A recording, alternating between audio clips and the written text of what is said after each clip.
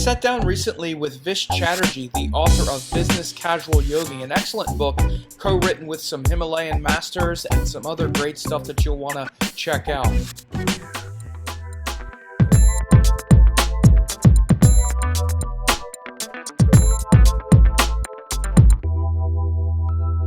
Hey folks, I'm sitting here talking to my friend Vish.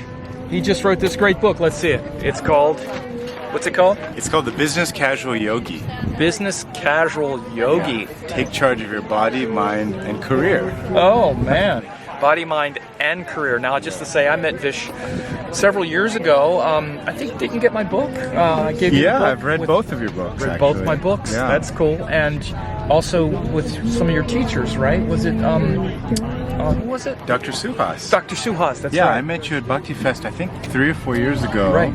We were chatting away, and it turned out that I was studying astrology with Dr. Suhas. Right. And you said, hey, would you take a book up the next time you see him? Right. And so I sat with Dr. Suhas and presented him your book, and he was delighted. Yeah, he I really met liked Dr. Suhas before. He at conferences, and wonderful guy, Dr. Suhas Shirsagar. He's a great Ayurvedic practitioner as well. Wrote the Hot Belly Diet, was it? Yeah, Hot Belly Diet, Yeah. and Change Your Schedule, Change Your Life. There you go. So we got Dr. Suhas in here as well. So I saw Vish here yesterday, and he told me that he finally got his book done. Now, I've seen him talking about this book for a while, even bringing in Vish Vaketu from India. He's also wrote part of this too, right? Yeah, that's right. So I wrote most of the book. Vish Chatterji is a sort of a background in MBA in business, and Yoga Rishi Vish Vaketu is an authentic Himalayan yogi. Yeah. So we sort of brought together a yogi who'd studied yoga in the Himalayas, in caves, in the traditional way, and also did his PhD in yoga.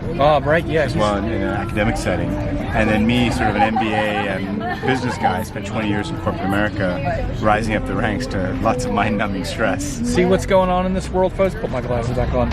Look at how much we're talking about. We got this guy, this white guy from rural America, this Indian American who's also been studying with yogis in caves, and another Ayurveda. He's writing a book, Business Casual Yogi. I'm Vedic Astrology. It's all, this world is like, all of these divine teachings, these dharmic teachings are becoming what you would call mainstream across America, India, from the caves of the Himalayas to the boardrooms, and everywhere in between. This knowledge is universal. This dharmic knowledge and wisdom is not just, for somebody sitting in a cave somewhere or corporate, and as much as people are very cynical about the corporatization even of yoga and all that, these are all issues that we all have to be vigilant to, where it gets sort of commodified.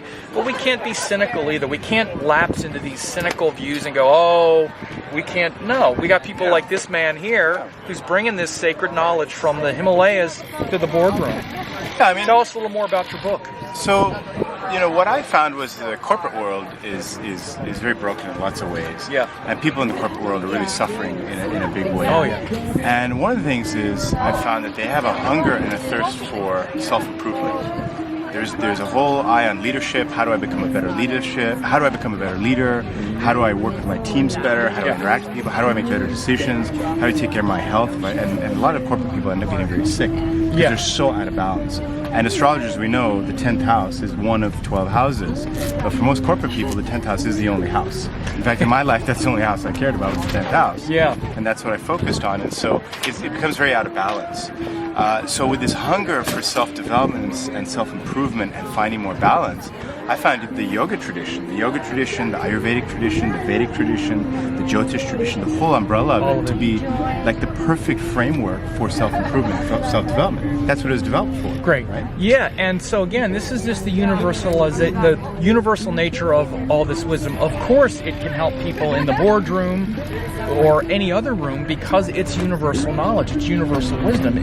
And again, the principles of Dharma, Artha, Kama, and Moksha, for example, can be applied to business, they can be applied to warfare, they can be applied to the soul evolving consciousness. And so it can not only help the people in corporate America, live a life of purpose, but it can also help their business. Right. Because they'll understand these principles of Dharma, and then Artha is after Dharma, and then Kama comes after Artha. So we start with Dharma, which is the truth, and then we go to Artha, which is the values that come based on the truth. Right. Then we get into Kama, which is the enjoyment of that value, and then we get to Moksha, which is the need to let go of those things that aren't actually taking you closer to Dharma, which is the next one again. So Dharma, Artha, Kama, Moksha spirals upward.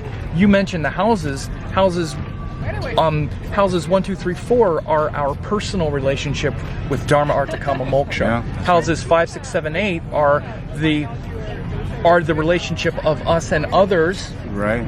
with Dharma, Artha, Kama, Moksha. And then houses 9 through 12 are Dharma, Artha, Kama, Moksha in a universal sense. That's right. So there's an upward spiraling even of those principles of Dharma, Artha, Kama, Moksha.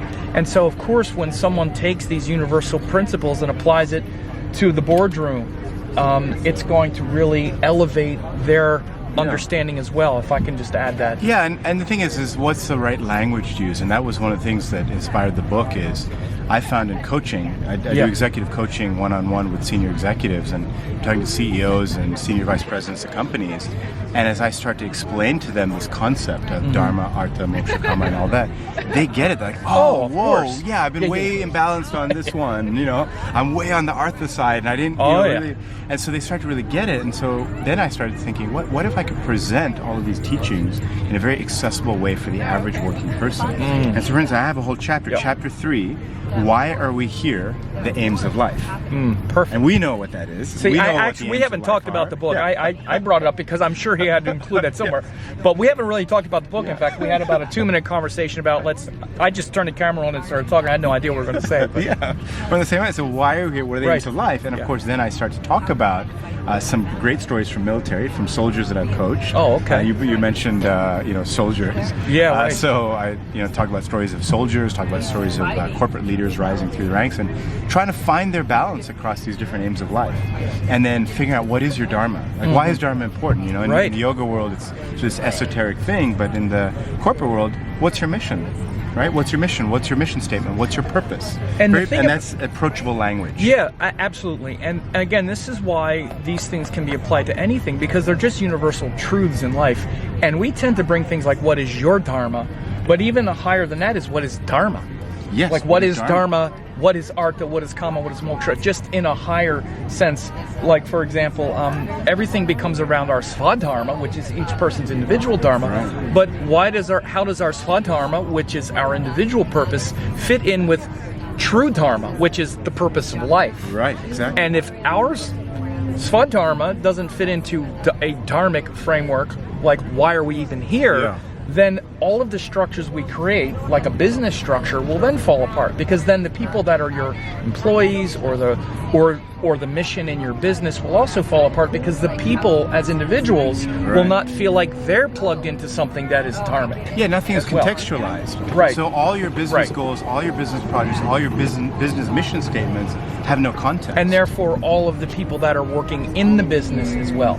Yeah, they don't feel that there's a And you don't reason. even know what the language, you don't even have the framework or the structure. Let's say that you're the CEO. You don't even, like you said, there's no context even for what you're doing. Because the context in the West, of course, is, well, we're making money. That's the only context in the West, unfortunately, and that is not dharmic. And when that you is figure Artha out, gone crazy. It's out of control. Exactly. Artha gone crazy. That's why we're destroying the planet in order to make money. It's very simple. We're just extracting value and money and resources from the earth with no dharmic context, with no sense of truth. And people even that are in those kinds of industries, let's say, that are doing something that's just simply exploiting the earth, they carry that pain in their heart as they as they stay on this course. And if you don't know even as a CEO that this is even happening, you don't even know how to contextualize that. Yeah, so it's about awareness. I think that's part of the practice in the book, is trying to find awareness. And it starts with very simple practices like breath awareness and simple yogic asanas, yoga practices. And little by little, as you develop awareness of yourself, you develop awareness of others. Right. As you develop awareness of others, you start developing awareness of your context in life. And that leads little by little to a more conscious approach. Our companies, and especially in the US, our corporate governance structure is designed around maximizing shareholder value. Yeah. That's all that matters. That's what I'm saying. Yeah, and there, so people there are is no incentivized there is no to behave this way, Yeah. right? So and then they wonder why they're living out of alignment, why they're, and again, you can even take it as simple as something like our diet and our food and all of this, like why we live in such a sick culture, literally physically sick, emotionally sick. Everything is disconnected from Dharma. And so, the reason I wanted to speak with Vish is because I've been asked, and I already knew that it would be, but his book is not just for CEOs and whatnot, but it should be read by people like you who are watching this. You will also get a lot out of this in the sense of how you can align your desire for higher, contribution and purpose with these dharmic principles. Would you say? Yeah, Sam, you're right. This book does make a lot of sense for any practitioner out there, whether you're a yoga teacher, Ayurvedic practitioner, a Jyotishi.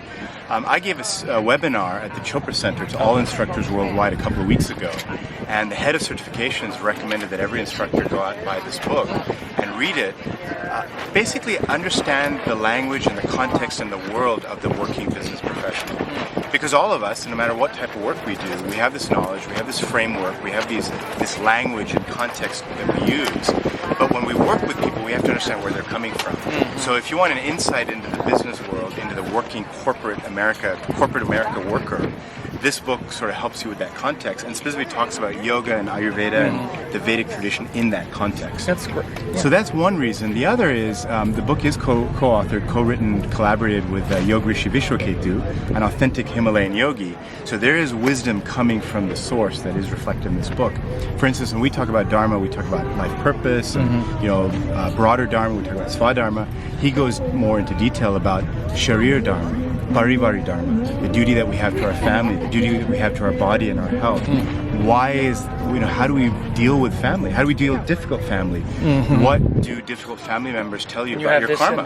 Yes, that's it's in there. Fantastic. I am also trained in Jyotish, so even though the book isn't a Jyotish book, that framework is in there. Like, how do you look at these family members or difficult coworkers and understand what does that mean for your karmic journey? What does that mean? Vish has come to conferences and stuff. I've been a student of Sam's for quite a few years. I've been watching your videos and reading your books. Great, and so that's also the context that I knew when I saw that Vish had this book finally finished, because I've heard about this for a couple of years, so I was like, oh great, and it's on Amazon, so you want to check it out, but also that it was co-written with Vishwaketu, knowing that the levels of Dharma, the levels of these things are going to be rich. Like I said earlier, it's not just our Swadharma, which we focus on, but it's Dharma, not just even to our family and to our body, but to the universe. We have a universal Dharma. Dharma is a universal principle that can be applied in any individual circumstance. And so even just knowing that there's so much guidance and blessings behind this book of these very high beings brought into a very practical framework, you're going to get a lot out of it. So there'll be links here to his book. It's just finished on Amazon, and I'm so happy for you, my friend. Oh, thank you, Sam. This has been going for years with so my happy to see friend you here at Bhakti Fest in this Absolutely. wonderful Joshua Tree Desert here. Brilliant blue skies above us today. Yeah, it's just gorgeous, and so I wanted to turn on the camera and let people know of the amazing beings I get to interact with on a regular basis, and check out his book, The Business Casual Yogi. So take care. Check it out. Thank you. All right, man. All right, that was fun. Good.